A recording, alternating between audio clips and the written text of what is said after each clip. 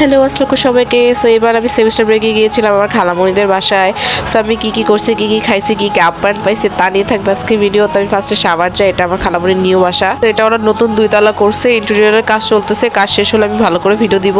So আমার খালামণি আমার জন্য পাটিসাপটা পিঠা বানা, যেটা খেতে ছিল wow.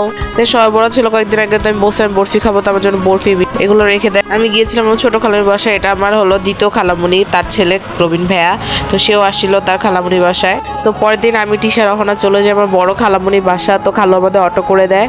So we are so much excited, semester break ছিল তাই বলে যাইতে চাইছি। তো ফার্স্টে আমরা যাই আমার খালাতো বোনের বাসা, এটা হলো ঝুমাপুর বাসা। আমরা এখানেই থাকবো একদিন। দেন আমরা যাই আমার বড় খালামণির বাসা। সো আমার বড় খালামণির মেয়ের বাসা আর তার বাসা একই জায়গায়। তো ঢুকতেই বড় খালামণিকে একটা বিগ হাগি দিয়ে দিলাম।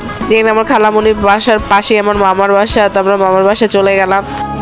মামা আসে আমাদেরকে নিতে, দিন আমরা ভিতর চলে গেলাম। ওখানে একটা বিড়ালের সাথে দেখা হয়ে গেল। দিন মামি আমাদের মজার নাস্তা খাওয়াইলো।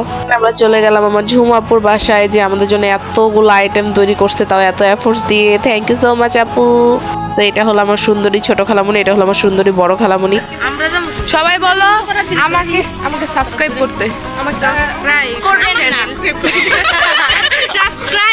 আপনারা অনেকে হয়তো জানেন না বা জানেন আমার বাবা মা নাই। সো আমার ফ্যামিলি বলতে এরাই আমার মাদার সাইড। ফাদার সাইড থেকে কোনো এক্সপেকটেশন রাখবেন না। তো এখানে লুতু পড়ালেখা করতেছে, নিয়ে আমি একটু ফুচকাও খাই। আমার খালামণির নতুন বাসার আমার সবচেয়ে সুন্দর জিনিস রাখছে এই জিনিসটা, আই লাভ ইট।